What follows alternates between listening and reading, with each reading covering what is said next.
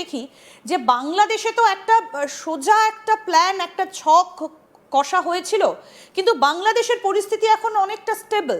যেটা চেয়েছিল deep state বানাতে, সেখানে একটা ধাক্কা খেয়ে গেছে সোজা। তাই কি আবার কোথাও গিয়ে বিশ্ব শান্তি নষ্ট করার জন্য আবার ইরানকে টার্গেট করা হয়েছে? কারণ যেই এদিকটা স্টেবল হচ্ছে, আবার অন্যদিকে এশিয়ার অন্য একটা দিকে গিয়ে অশান্তি পাকানোর চেষ্টা চলছে। বলতে পারেন কিছুটা, বাট ইরান হচ্ছে ইউএস এর লং টার্ম প্রজেক্টের মধ্যে একটা পার্ট, বাট ডিপ স্টেটেরও লং টার্ম পার্ট। কারণ পারস্য এই এই এই- এই বিরাট, আপনি বলবেন সাংস্কৃতিক দিক থেকে বলুন, আপনি এদের মানে কালচারাল হেরিটেজ নিয়ে যেটা বললাম, আপনি এদের টেরিটোরিয়াল হেরিটেজ বলুন, আপনি এদের এক্সিস্টেন্সিয়াল হেরিটেজ বলুন, হিউজ রিসোর্সের দিক থেকে হিউজ। তো এই দেশটাকে বারংবার এরা বহু কারণে চেষ্টা করেছে আক্রমণ করার, এরা বহু কারণে চেষ্টা করেছে এই দেশটাকে দখল করার। যদিও ইরানের যে ডেপথ আছে, সেই ডেপথের কারণে তারা পারেনি। ইরানের একটা দুটো নয়, অনেক ড্রব্যাক তো আছে। সেই ড্রব্যাক গুলোর মধ্যে একটা হচ্ছে ইরানের যে অত্যন্ত আনস্টেবল ইসলামিক রেজিম, যেটা সাধারণ মানুষদের উত্তক্ত করেছে। মহিলা যারা ওখানে আছেন তাদের সাধারণ জীবন মানে আপনি শৈলীকে একদম বলছেন বিরাটভাবে সরাসরি আক্রমণ যে করেছে। আয়াতুল্লাহ আলী খামেনির যে নীতি, তার যে কট্টরপন্থা, সেটা গিয়ে কোথাও একটা ইরানের কাছে আজকে সেটাকে বুমেরাং হতে ব্যবহার পারে। করছে, সেটাকে ব্যবহার করে ইরানের মানুষদের ইরানের রেজিমের এগেনস্টে ভড়কে দিয়ে, যেমন নেপালেও দেখেছি, বাংলাদেশেও দেখেছি, হ্যাঁ। করে ডিপ স্টেট চেষ্টা করেছিল ওখানে সিভিল ডিসোবিডিয়েন্স ক্রিয়েট করে ইরানকে দু টুকরো, তিন টুকরো, চার টুকরো করে দেওয়া, কিংবা ইরানের রেজিমটাকে বদলে ফেলা। এই জিনিসটা করতে তারা ফেল করেছে বলেই এখন কনভেনশনাল থ্রেটের রাস্তা নিয়েছে, এবং এই কনভেনশনাল থ্রেটের মাধ্যমে ভিতরকার যে আগুনটা আছে ওটাকে আরো বাড়িয়ে তুলছে, এবং বাইরে থেকে চাপ প্রেশার দিয়ে খামেনির ইস্তফা, যেটা একটা খুব বড় জিনিস যেটা হতে পারে। দ্বিতীয় জিনিসটা ওরা ভীষণভাবে চেষ্টা করছে, সেটা হচ্ছে ইরানের রেজিম চেঞ্জটাকে সামনে রেখে আমেরিকা ইরানের কোনো একটা খুব সুস্পষ্ট ব্যক্তিকে ইরানের মাথায় বসাবে, যে আমেরিকার বদান্যতায় স্বীকার করবে, এবং সে ইরানের তেলের খনি বলুন, ইরানের খনিজ বলুন, এবং ইরানের যে হারবুজ প্রণালী বলুন, তার ভিতরকার যে গোটা ট্রেড ইকুয়েশনটা আছে, সেটা আমেরিকার হাতে বকলমে তুলে দেওয়া। এটাই একদম। হচ্ছে আমেরিকার আমি লক্ষ্য। আমি আরেকটা বিষয় একটু জানতে চাই, সেটা হচ্ছে আমরা প্রথম বিশ্বযুদ্ধ বা দ্বিতীয় বিশ্বযুদ্ধ যেমন দেখেছি, এবং সব থেকে বড় নজির তো হিরোশিমা নাগাসাকি। হয়তো আজকে 2026 সালে দাঁড়িয়ে অত বিভৎস রূপ আমরা নাও দেখতে পারি। কোথাও গিয়ে এখন অর্থনীতির দিক থেকে কোনো একটা দেশকে কাঙাল করে দেওয়া, বা তাদের যে স্যাটেলাইটগুলো রয়েছে সেগুলোকে নষ্ট করে দেওয়া, বা স্যাটেলাইট ওয়ার, এগুলো হয়তো 2026 সালে দাঁড়িয়ে মানুষ সব থেকে বেশি নজর রাখে, বা সেইগুলোর দিকে হয়তো ধাবিত হতে পারে। কিন্তু এখন প্রশ্ন হচ্ছে, যদি সেই রকমই হয়, তাহলে কোথাও গিয়ে কি আমেরিকার ডলার কাগজে পর্যবসিত হতে পারে? সেই ভয়টাও কি কাজ করছে বারবার করে? দেখুন, আমি এটা এটা একটা একটা করে পয়েন্টে আসছি। আপনি অনেকগুলো পয়েন্ট একসাথে ক্লাব করলেন, আমি একটা একটা করে পয়েন্টে আসছি। প্রথম পয়েন্টটা হচ্ছে, আমি ব্যক্তিগতভাবে একটা কথা বলছি, ইরানকে না আমি অন্তত বিশ্বাস করি না। I am very sorry to smile in this, মানে আমি যে কোনো দেশের ব্যাপারে আপনাকে আমি হয়তো কনফিডেন্টলি বলে দিতাম, বাট ইরানের ব্যাপারে আমি কনফিডেন্টলি এটা বলতে পারছি না যে ইরান নুক করবে না। এটা আচ্ছা। ইরানের ব্যাপারে কনফিডেন্টলি বলা যায় না।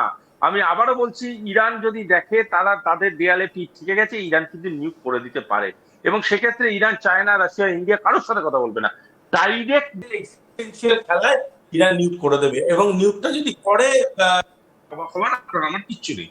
এবার দ্বিতীয় কথায় আসছি, ইকোনমিক ওয়ারফেয়ার। ইকোনমিক ওয়ারফেয়ারে আমি আবারও বলছি, ব্রিক্স প্রেসিডেন্সিতে ডিডলারাইজেশন হবে বলে আমার মনে হচ্ছে না। আমার যেটা মনে হচ্ছে, লোকাল কারেন্সি ডাইলিউশন হতে পারে ডিডলারাইজেশনে। যেটা দ্বিতীয় জিনিস হতে পারে, ওয়্যার কারেন্সিটা চেঞ্জ হতে পারে, এবং আস্তে আস্তে কারেন্সি শিফটের যে কনফার্মেশনটা আছে, সেটা আমি অন্তত গন্ধ পাচ্ছি এতগুলো কনফারেন্স থেকে। বাট এটাও বলা বাহুল্য, যদি ইরানের উপরে এইরকম অযাচিত আক্রমণ ইউএসএ চালায়, এবং Iran being a part of BRICS, তাহলে কিন্তু এই ধরনের ডাইরেক্ট এবং হেড অন কলিশনে ব্রিক্স যেতে পারে। যদি ধরুন, আমি কথার কথা বলছি, সবই তো তাত্ত্বিক কথা, ঘটবে কি কেউ কোনো মানে জ্যোতিষীও বলতে পারে না। সুতরাং আজকে যদি সত্যিকারের ধরুন ইরানকে প্রচন্ড ভাবে একটা আক্রমণ আঘাত এনে দিল, রাশিয়া, চায়না তার রিটালিয়েট করলে, 1-1.5 মাসের মধ্যে জিনিসটা ঠান্ডা হয়ে গেল, কিন্তু যে ক্ষয়ক্ষতিটা হলো সেটা কিন্তু ডিপ্লোম্যাটিক যে থার্স্টটা ক্রিয়েট করলো, এই ডিপ্লোম্যাটিক থার্স্টটা কিন্তু প্রচন্ড রকম ভাবে একটা মানে মানসিক রাগ তৈরি করবে।